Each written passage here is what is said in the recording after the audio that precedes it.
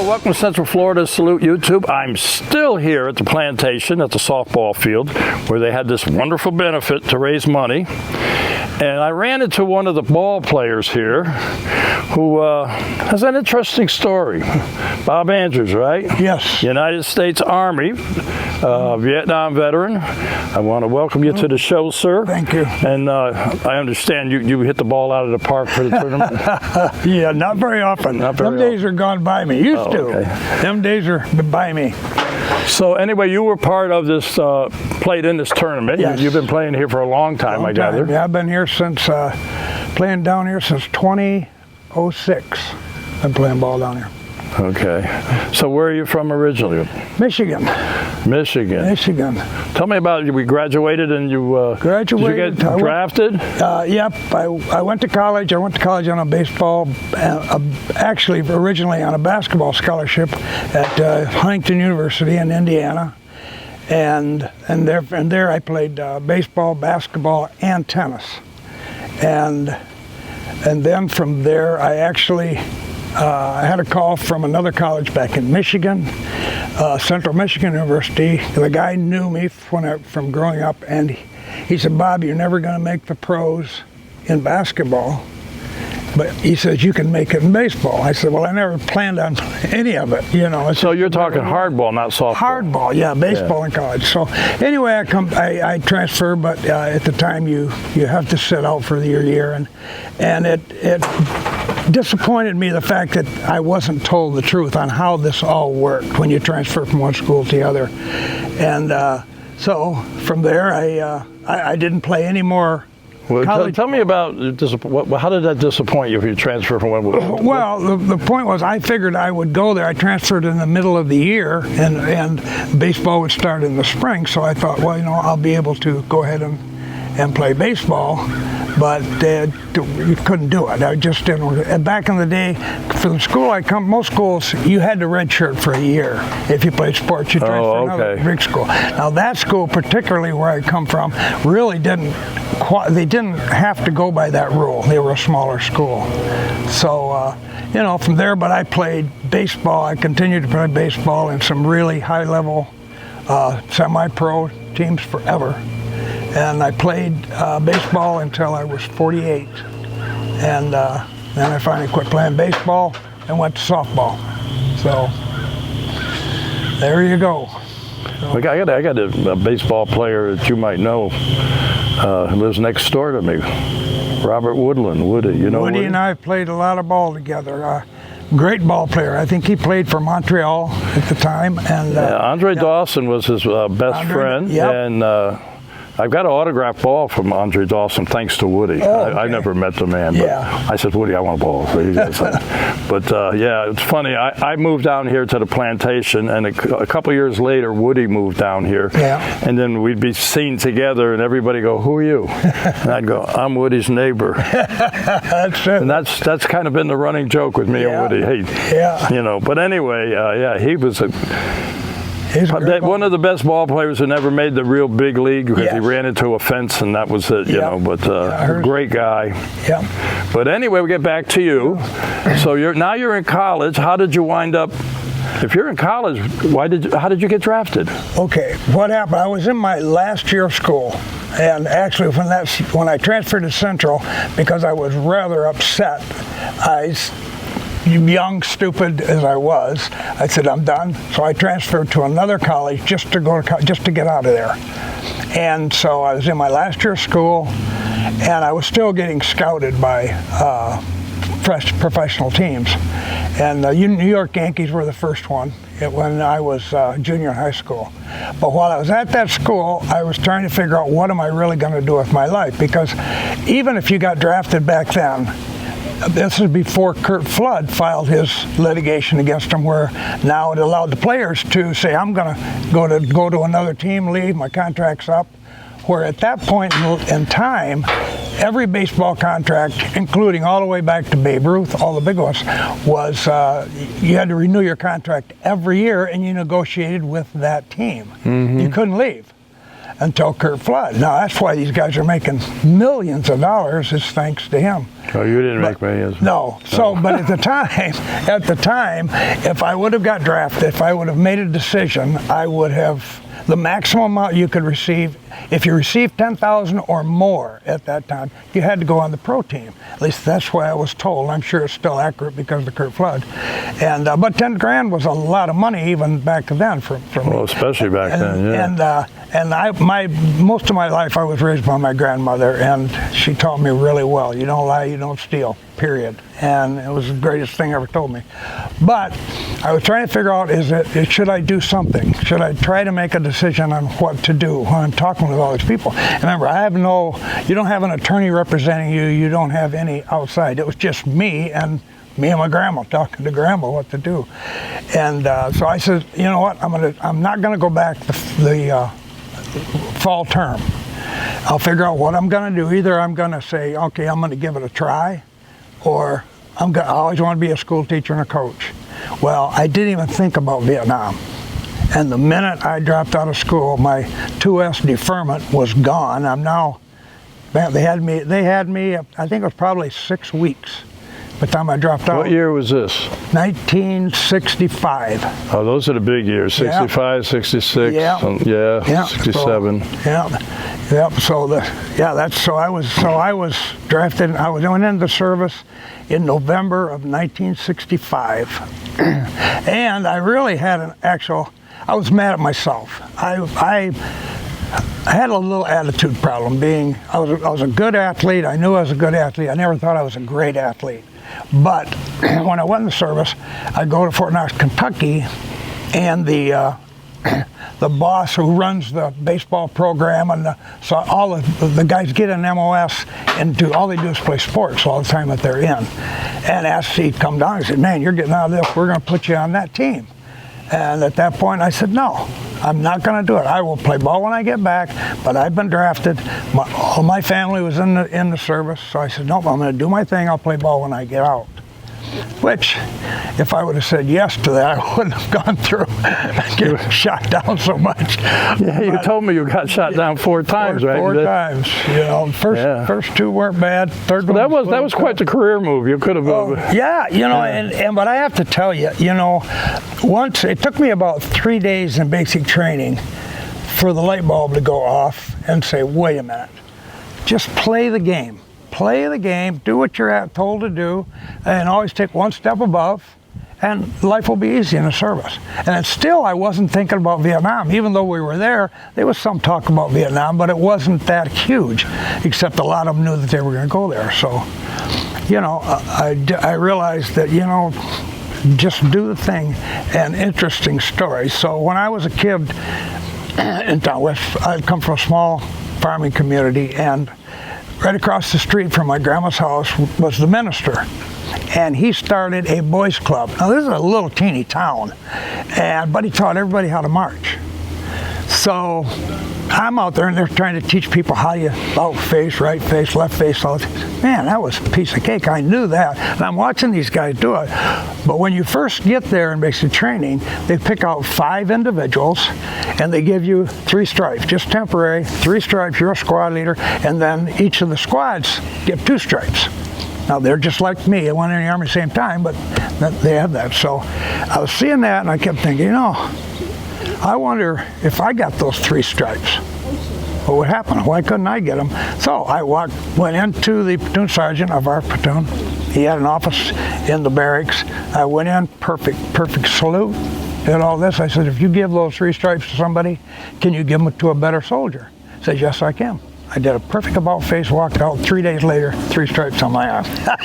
I didn't have to pull KP duty, I didn't have to pull guard duty. And as it worked out, because I knew how to do all this, half the time when we go on our training things, platoon sergeant didn't even go. I led them all. I taught them all the cadence, where we're going. And I actually enjoyed it. To me, it's like a continuation of sports. I love sports. And to me, everything that I did, I thank God that I was an athlete. It actually made my life a lot easier. Plus, I was single, didn't have any girlfriend back home, so all of those things helped. And especially grandma. You know, she just, you know why you don't steal. Man, and I never realized that till I got a little higher up in age, and then I realized, you know, what she's telling me is you got to have integrity. That's what she Yeah, said. So, yeah, you're right. That's kind of like what we do when we do this show. We try to educate and have people, kids grow to that level, you know. Yeah. And I always tell everybody you have to take the time with kids and educate them. Absolutely. You know. But anyway, so you got drafted, and where did you go? Okay. Then I went through. I completed basic training at Fort Knox, Kentucky, and then after that, I was sent to Fort Eustis, Virginia, to be trained. And the MOS was 67 and 20, but it was actually like a mechanic of aircraft. But mainly helicopters, because that's where they're based.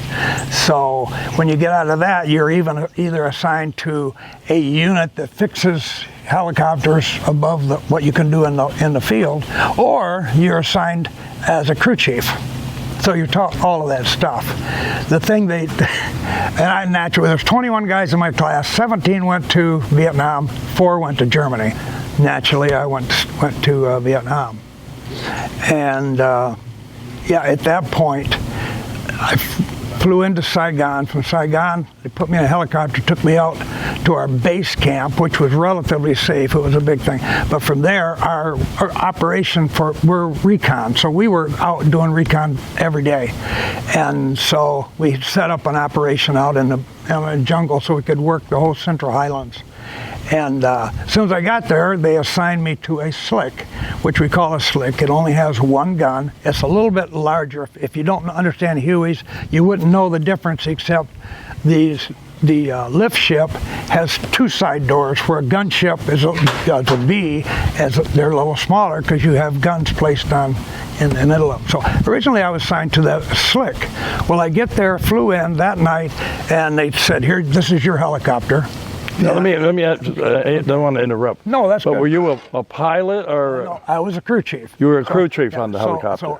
Yes, as Okay. as a crew chief, every time that ship flies, you fly with it, and when in Vietnam, you have to ride the left gun.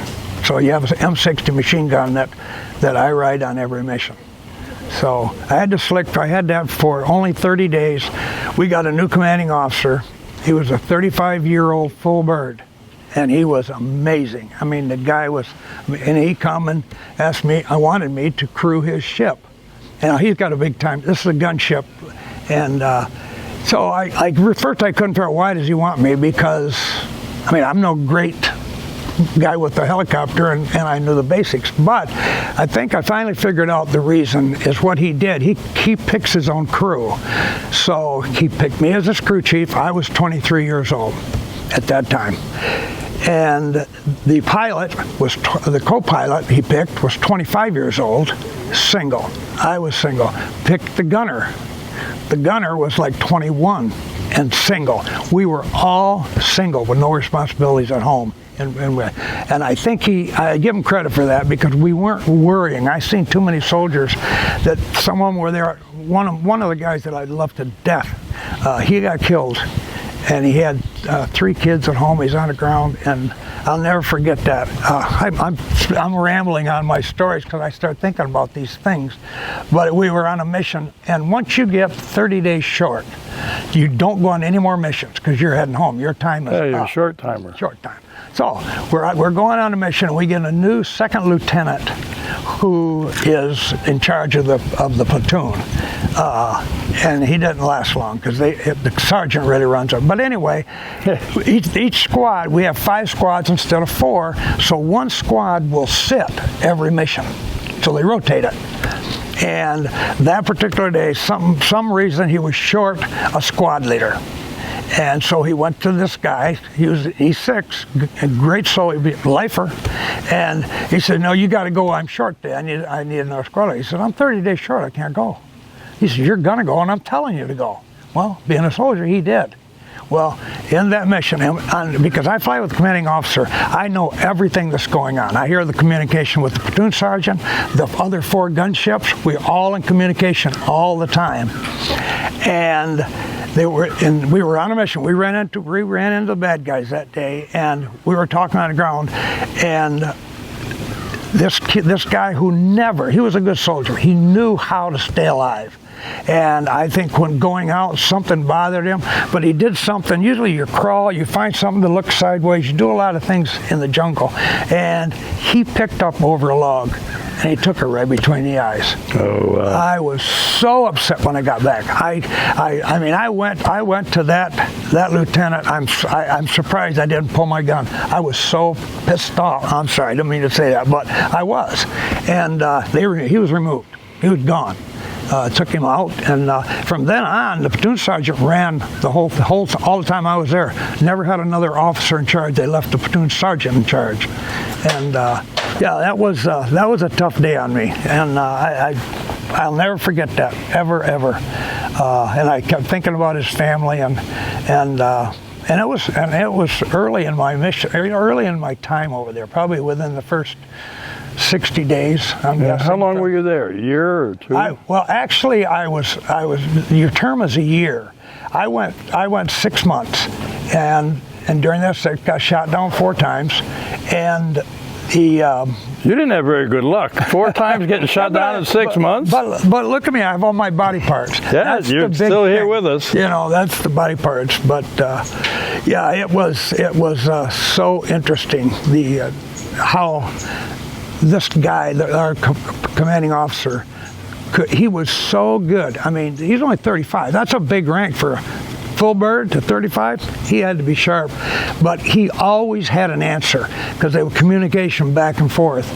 And the prior commander lasted 30 days and they got rid of him. But every time they would call, he would fly way up, 1,200 feet in the air. When we flew, commanding officer, we're right on the deck. I mean, we stay right above the trees. We know everything that's going on.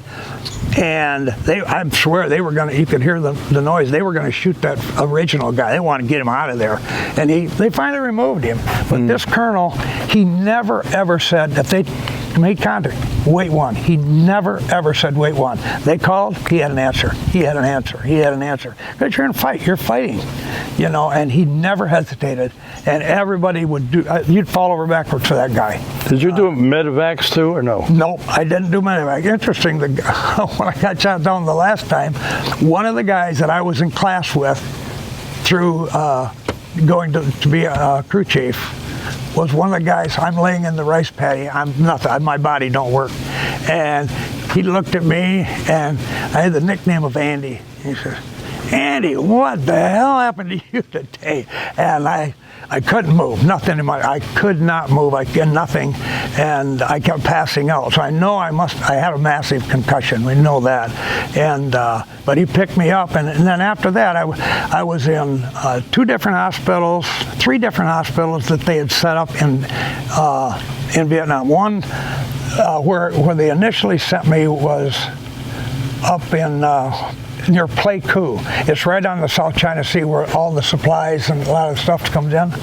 So I was there, and then they ended up sending me to Fort Riley, Kansas, which nobody was there. The Big Red One, that was their main post, and they were all in Vietnam. So they really kept that open to take care of veterans who had gotten hurt. And that's all I was in.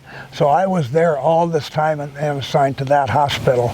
And you know, I got to the point that I could do most. I knew I was going to be able to walk. There was no doubt in my mind I was going to be able to walk again. So you were shot, or was it just for a crash, or what? No, well, I was shot. I was shot through the leg, and on that one, I didn't even know I was shot through the leg on that one. I got shot through the hand before that. And but when we crashed, the reason we crashed is I shouldn't even go on this mission because we made dumb mistakes, and we landed, and we never land because we didn't think there was nothing going on. And sure as heck, we got hit on the ground. The guy, my gunner, wasn't flying with me that day. I took an artillery officer because we thought we might have to call artillery in to this hill we were looking at. And as it worked out, it looked safe. It was 200 yards from the jungle. So the old man, we're flying, and you always do your rotation. So he took one squad and sent them up to the hill, or 3 squads, and he kept one squad down guarding the helicopter. And he had the lift ships that usually go back, they all landed. Because it was nothing. It was a no-mission day. There was nothing going on. And so the old man says, "Hey, Andy," I says, "I'm going to go down and talk to the other pilots." We had never landed on a mission. Never. It just don't happen. There's too much going on. So anyway, he lands and he goes off and talking with the other pilots and stuff. And I'm just sitting in the helicopter. It was just a normal day, no wind, no nothing. And there was a bush probably 40 yards out between here and the jungle. And I'm just sitting here nonchalant, leaning on the gun, and I looked out and I seen that bush. And I seen that movement. And I said, wait, there's no wind. What's going on? Boom, it did it again. So I said, okay, that's it. So I took my machine gun off the rack. I snapped off much as I could throw over my shoulder of bullets, and I got right in front of the helicopter. He said, if that bush moves again, I'm going to take it out. Well, it moved again, only this time they came right out of the ground. They had tunneled from that damn hill all the way up to where our helicopters were. Wow. And that's where the officer that was going to do the artillery, he got shot while he's on the ground. So when it all happened, the other planes got in the air and they took him back. But then we got up in the air. And so when you do a mission, you have your gunships, you always do counterclockwise because you don't want them to prevent collisions and so forth. So on this particular day, we got up. I have no gunner on the right. So we're making our rotation, and I fly the left gun simply because the commanding officer, he's the pilot. He always crews the left side, and he controls the entire mission from there. While we're on a mission, the co-pilot flies, and he's there recording everything that goes on, like everything that happens. And so I ride the left gun. Well, we're going around, and every time you get hit, you can feel it. Somebody's slapping, just like somebody's slapping the side of your helicopter. And we kept taking hits, and so anyway, also I looked out the back of the helicopter, and the smoke was black. And normally it's clear, but it's fairly clear. Well, the biggest threat we always had was catching on fire. So I said, man, we've got to get this thing to the ground right now. The smoke is black. I don't know if we're going to catch on fire. There's something wrong. So anyway, we were making, we kept taking the hits. I could hear the hits. You can always hear the hits. You can you can hear them. And then I looked out the back, and it was black. And so I told him, I said, we got to get to the ground right now. And ordinarily, if you have an issue and you got any room, you can auto-rotate. That transmission will still run. You can lose it, and you can auto-rotate, and you do a bang sliding. You hit hard, but you're going to be fine. And as it was, we was right beside that mountain was a big, I bet you it was probably from here to our fence, which is 200, 300 feet, whatever. And so there's no place to slide. So if we try to slide in the rice paddies, the way they embank all the thing to hold the water in, we'd flip. Yeah. And at that point, I said, shut the fuel pump off and drop the summer. Just let her drop out of the sky. And we did. And man, it's the strangest thing. This happened to me twice in Vietnam. Slow motion.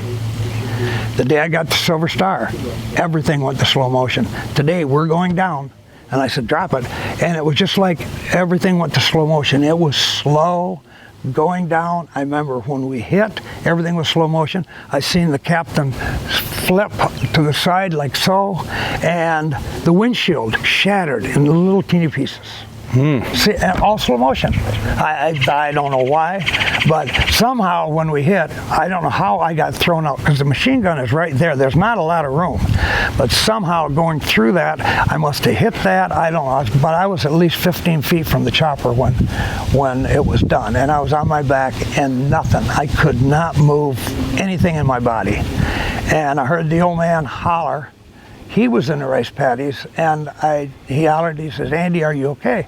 I said, yeah. I says, I'm okay, but I cannot move anything. Nothing will move. I couldn't move my hands, my fingers, and then as I'm laying there, my head would move a little bit. I could hold up because my helmet was still on, and I could see where we crashed. It didn't catch on fire, but it snapped the back end off, snapped the whole thing off, everything, and it didn't catch on fire.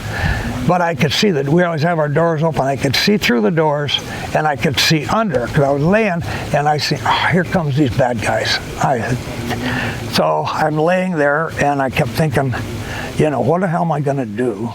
And I was trying to reach and grab my 45. When you fly, 45 is your pistol, unless most of the pilots carried, they had their own. But it was, and I couldn't get that gun. I couldn't move my hand to get that gun. And my own mind, I kept saying, okay, I must really be hurt. So I don't think they'll take me as a prisoner. I think they'll probably just shoot me. And about that time, all of a sudden, our other gunships, they started firing rockets all the way around us. And saved our bacon. Oh, wow. So you said you crashed 4 times. Yeah. And you were shot in just that one time where you shot, or the other three? This mission here, I didn't even know I was shot through here. Yeah, was this the same episode, right? Yeah, this was the last one. Yeah. That was the only time. The other time you crashed, did you get wounded or no? Oh, actually, I didn't. The day I got Silver Star. It's an interesting story. And again, that was a day that we knew that we were going to do a mission on this village. And it was, they do pre-flights going over and trying to find areas that we're going to control. And so anyway, on that day, we knew we were going to hit some stuff. Because everything said shots coming out of there. If you fly over, there were shots coming out of there. And it's in the jungle. So we dropped off the platoon, the ground platoon, and we usually drop them off, 100 yards from wherever we're trying to get to. And so once they're on the ground, every mission that we had, whatever our target was, when they're on the ground, the old man would turn and say, okay, Andy, we're going to go see what we're looking at today. And we did that on every mission. That's why we got hit. How many missions do you think you were on? I flew 350 combat hours in 6 months. Wow, that's a lot. All in 6 months. I still stayed a full year. But in that 1 year, you got shot down 4 times? In 6 months, I got shot down 6 times. Your name wasn't lucky, was it? No, I tell you, it was. But we have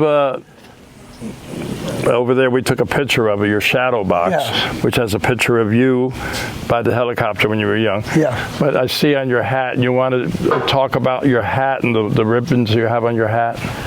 Well, I recognize the Vietnam Service Medal. Yeah. The Vietnam Campaign. And the National Defense. The other 3 medals that I have on there is the highest medal is the Silver Star, which I got on October 2nd, 1966. And then I have a Purple Heart with a cluster, which I got touched for getting shot twice. And the Silver Star, 2 Purple Hearts, and I had 10 air medals. So you have to fly 25 combat hours to get one. Wow. And that's how it worked out, as many as I flew. Wow. I got to tell you, Bob, on our Central Florida Salute YouTube, we have a lot of helicopter guys. Mm-hmm. And I'll tell you, it's amazing what you did. Yeah. But I think, we do have the shadow box. Your partner over here, softball player, is going to bring it over so we can take a look at it. Yeah. How's that? And there you are. You were a good-looking guy. What happened? I don't know. I got old. Yeah. But, I recognize the Vietnam Service Campaign ribbon and the Silver Star. Yeah. So how long were you in the Army? I've stayed my full 2 years, but my last year I was assigned on a medical, and most of the time I was in the hospital at Fort Riley, Kansas. I stayed there, and actually when my ETS was up, I was still in the hospital, and I still had, my mouth was totally wired.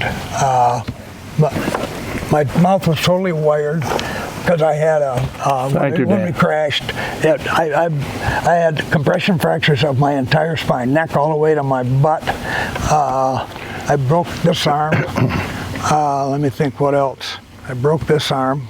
I lost both shoulders, both hips. This arm was totally smashed. I figured that must have hit that But you still play ball now, But right? I did. Hey, I made up my mind that Well, I give you a lot of credit, Bob, but I got to be honest with you. I'm running out of time because Okay, I understand. we're on the ball field here and we only have so much battery, There you and we're go. running out of battery. But your story is amazing, and I'm glad we're going to get it on Central Florida Salute YouTube. But there's one last thing I talked to you about, because when Dan was over here, we talked about Eddie Feiner. Eddie Feiner. And you said you got a hit off of him? I got a hit, believe it or not. I played against him 3 You got it on film? No, come on, you. But as it was an interesting, because the guy Eddie Feiner was amazing. I've never in my life seen anybody do with a softball what that man could do. Yeah, he was amazing. He was, but it just happened to be he pitches from second base, and he also pitches blindfold.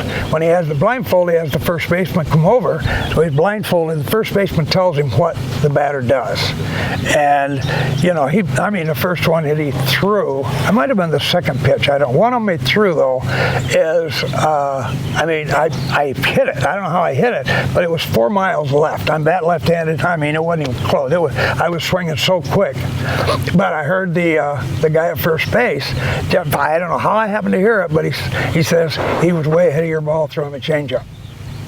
Well, I said, man, there's You no way. waited on that and got it, huh? I took that one deep, and Feiner got a big kick out of it. I said, hey, thank your first baseman. I think he did me a favor. Well, that's a great story, and I've seen Eddie Feiner several times, and one of his booking agents was a friend of mine. We talked about it with Dan, but I've seen him do his wind-up. A batter would swing, and the catcher would hit the glove. Yeah, well, I've seen And him. he never threw the ball. No, but catches it right. I seen him that day. He'd go like the catcher would go, and the umpire went strike. Yeah, it's Over 100 miles an hour he'd throw that ball. Well, we gotta run out. I'm glad you're doing well. Yeah. I'm glad when you came back, you're adjusting well now, and you're still playing ball. How old are you now? Well, I'm 82 years old. And you're still playing ball. Still playing ball.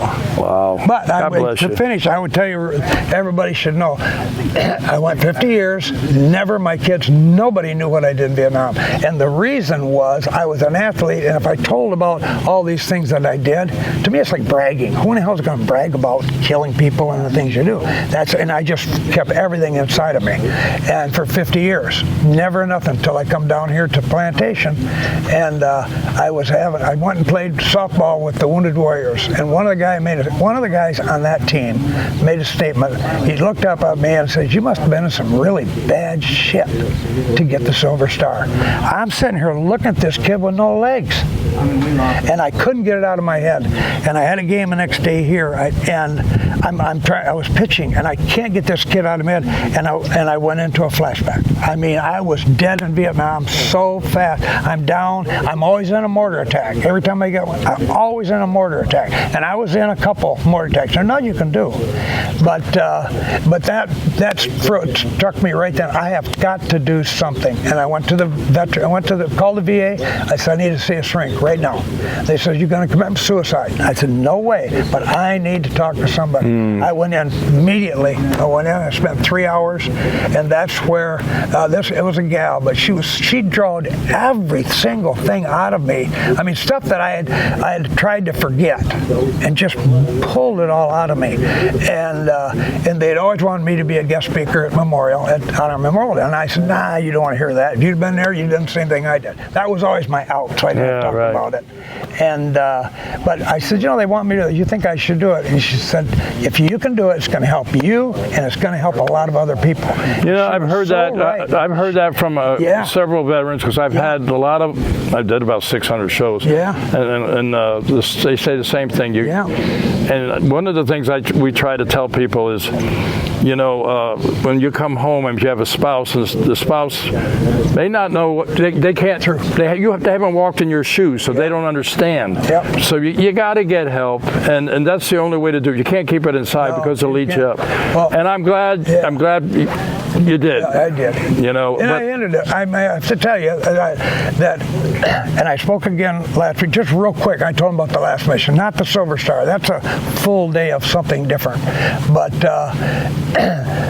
when I ended up saying, look, folks, I got to tell you, if you're out there, I don't care if you don't even have to be a soldier, but if you had things driving you nuts in your mind, whether it's family, it could be anything, man, find somebody you trust, find somebody you respect, and get that crap out of your system. yeah, And I believe that. there are a lot of great programs. There's one called the Spartan Pledge, where I pledge to you and you pledge to me that I will not harm myself unless I talk to you and you promise back. Yeah. You know, and the VA does a lot. Yeah. We try to on our show we put people on to talk about those subjects. Yeah. You know, and I'm so glad it worked out for you, brother. It worked for me. You know, but I'm jealous of you because I can't play ball anymore. Well, and I'm a little younger I than you. can't play very well either, but I just go out there. I pretend.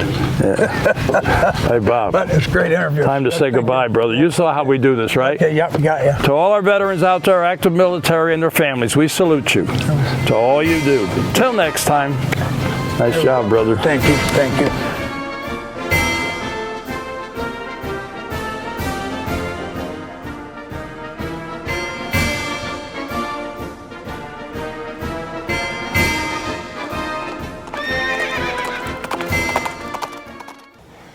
Today I'm at AMVETS Post 2006, a major sponsor of Central Florida Salute. And I want to introduce to you the commander here, Ronnie Mack. Ronnie, tell us a little bit about AMVETS 2006. Where are you located? And we are at 500 North Canal Street, Leesburg, Florida. It's right off of 441, between 441 and Main Street on Canal. Can't miss us. And we're a veterans organization, along with, we have an auxiliary and we have sons of veterans that are related some form or another to a veteran. And we do a lot for a lot of charitable donations and stuff to charities in the area and in the county. And we're a major sponsor to Central Florida Salute. We're proud of it. We're glad to be. You guys do a heck of a job, and we'll sponsor you as long as I'm here. We're going to sponsor you. So. well, I'll tell you what, we do. Sue and I really appreciate it. We're a two-person operation. Yep. And what we try to do with education and supporting our veterans community, and you supporting us is major thing. It's major. We're glad to do it, Bob. We're glad to do it. And you have sons here, you have auxiliary here. You've got a website too if somebody wants to join. Yep, it's don't punch into www. It's amvets-2006.org, and it'll take you right to our website, Facebook page, and all that's there, and you'll be able to find that. The webmaster, he tries to get the calendar on there every month, anything pertinent.